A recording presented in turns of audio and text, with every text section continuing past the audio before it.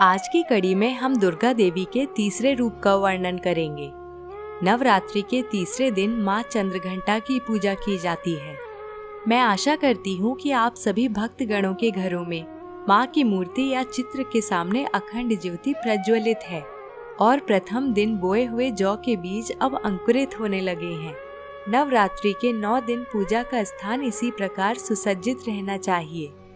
माँ दुर्गा का तीसरा रूप चंद्रघंटा अलौकिक वस्तुओं के दर्शन कराता है। यह स्वरूप बहुत आकर्षक, कल्याणकारी और शांति प्रदान करने वाला है। इस स्वरूप में देवी के माथे पर घंटे के आकार का अर्धचंद्र है, इसलिए इन्हें चंद्रघंटा कहा जाता है। इनका शरीर स्वर्ण के समान चमक धारण करता है। माँ चंद्रघंटा के 10 हाथ हैं, जिनमें अनेक अस्त्र शस्त्र सुशोभित हैं। उनका वाहन सिंह है। देवी के मस्तिष्क पर सुसज्जित घंटे की भयंकर ध्वनि राक्षसों और असुरों को भयभीत करती है। मान्यता है कि यदि माँ चंद्रघंटा की पूर्ण विधि विधान से पूजा अर्चना की जाए तो यश और सम्मान की प्राप्ति होती है। देवी चंद्रघंटा कष्टों से मुक्ति दिलाने वाली और हृदय रोग निवारक हैं। यह भी कहा जाता है कि माता चंद्रघंटा की आराधना से भक्तों को पिछले जन्मों के भी पापों से मुक्ति मिलती है। इन देवी की पूजा करने से साधकों को अलौकिक वस्तुओं और दिव्य सुगंधों का अनुभव होता है, परंतु इस प्रकार के अनुभव केवल शुद्ध और तपस्वी साधकों को ही होते हैं।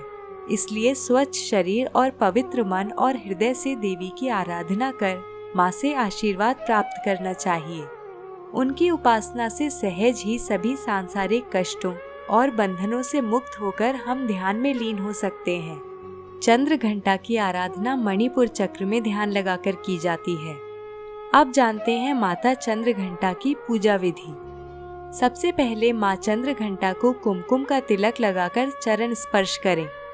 अब जैसा कि हमने नवरात्रि के पहले और दूसरे दिन की पूजा में अग्नि को लौंग का जोड़ा अर्पित करने की विधि बताई है, उसी प्रकार लौंग अर्पित करें।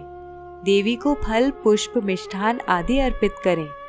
यदि आप अच्छे मन से स्वयं कोई मिष्ठान बनाकर अर्पित करते हैं तो देवी प्रसन्नता पूर्वक स्वीकार करती हैं।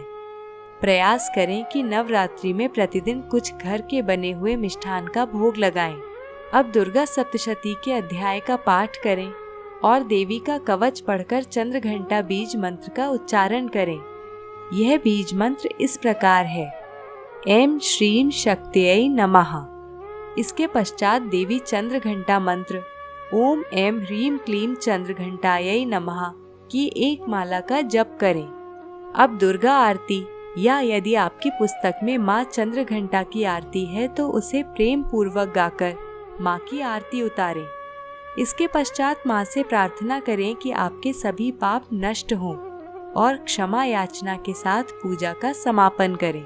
और मित्रों, इस प्रकार समाप्त होती है हमारी यह जानकारी।